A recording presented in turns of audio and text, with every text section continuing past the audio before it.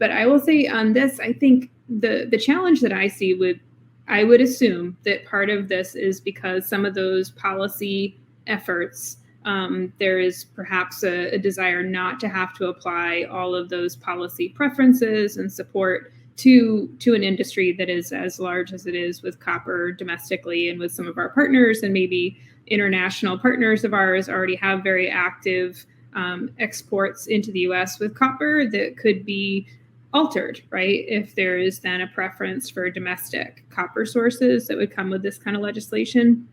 I think the other challenge becomes, I was just listening to the Northern Miners podcast from this week about Friedland's comments about copper and copper prices and where they could go.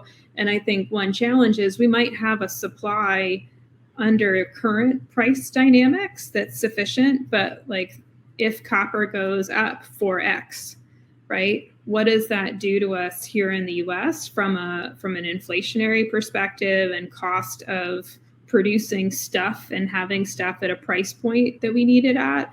I don't know enough about that side of the dynamic to kind of have an opinion, but I think it's a good point that if this gap is as big as everybody is saying it is, and pricing does eventually catch up from a commodity perspective, okay, it's not a critical mineral right now, but would it be a critical mineral if copper cost 4 times more than it does right now? Right? Does that change the criticality definition and the dynamic? They were talking about how it should become a critical material for the US, the copper.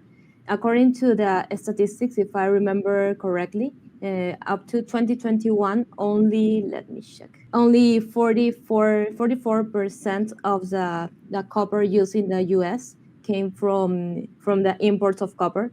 However, in 2030, what is the impact that is going to have copper in a political or economic policy?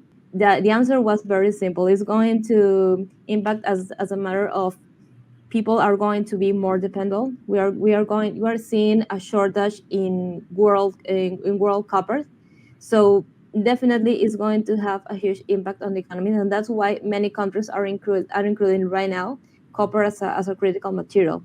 And I think I see Scott made a comment in the chat, that copper is critical, no copper, no electrification, period. And I think that also goes back to the fact that if it's critical for other countries, right, and they're placing a priority on that supply, right, that also has huge impact on the US's access to that supply, because that 60% may not still be there for the US in 2030 or whichever year it was, because other countries may have already made a commitment to take that supply. Right. And electrification is a huge priority for a lot of developing countries around the world, where we always kind of think of it in the US as like, okay, we're already electrified, even with like EVs and greater electrification. But there are countries around the world that are just still trying to get basic electricity out to larger parts of their population, right, and trying to grow their infrastructure at a really rapid rate. So it's incredibly critical for them.